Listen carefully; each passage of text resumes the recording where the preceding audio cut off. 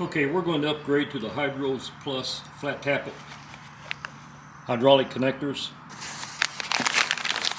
Okay guys, there's really good videos on removing your floorboard on YouTube. Check out the one with Tractor Time with Tim. It's the one I just looked at right before I come out here and removed mine, and he covers everything you need to know on getting it off. And once you get it off, what you see here is just wide open. The only thing that's got any difficulty to it at all, right here. But with any kind of a decent O-ring plier with a 90-degree bend on it, maybe even a 45, you just got to open them up enough to go ahead and slide it back onto this line like I did this one, and just leave them hanging there. There she comes. Then just relieve tension and let him hang right there until you get ready to go back with him.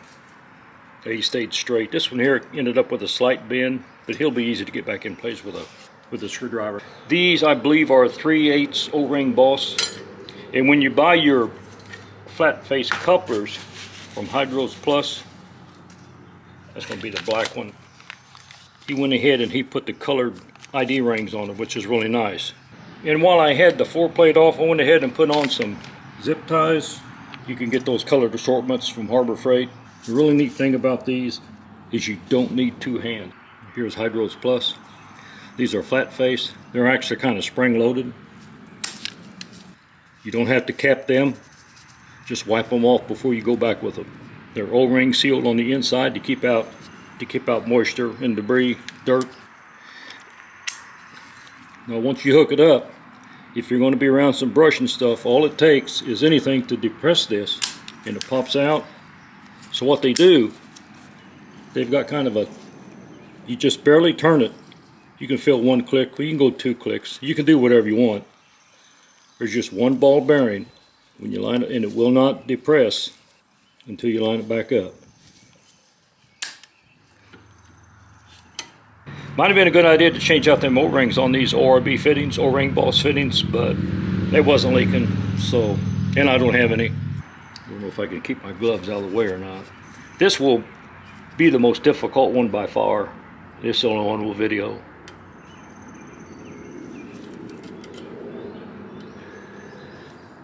Kind of push in on it,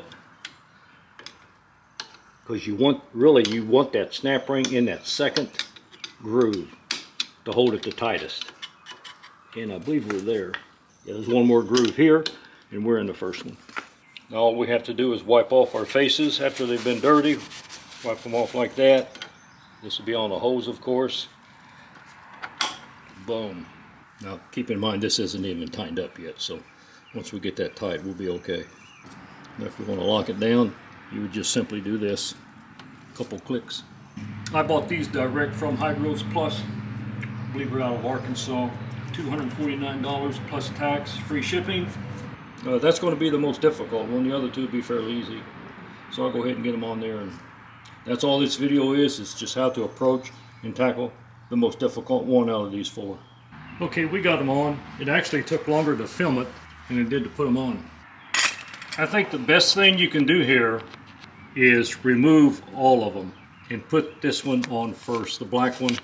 Put him on first. That way you'll have more flexibility down here on your wrenches up in here. This is hard to do. Now keep in mind also, guys, this nut is brazed or soldered onto this line. It's rigid.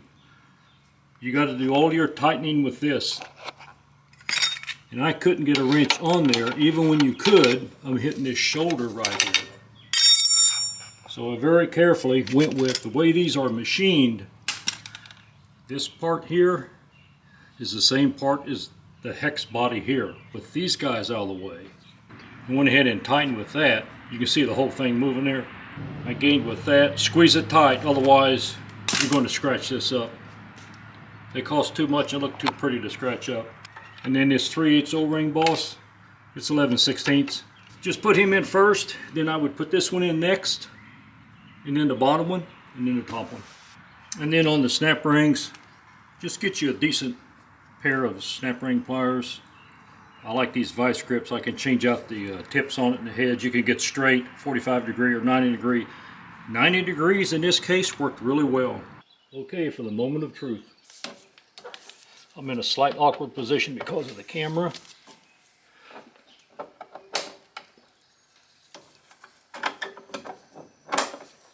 So far, that is nice.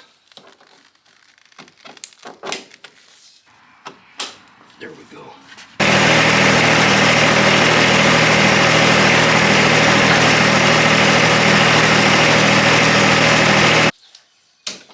Oh man. Got to get in a better position for that blue one because of the camera tripod. Well, they say you don't lose but just a drop or two, and I believe it. Thanks for watching. Work safe out there. Have a good one.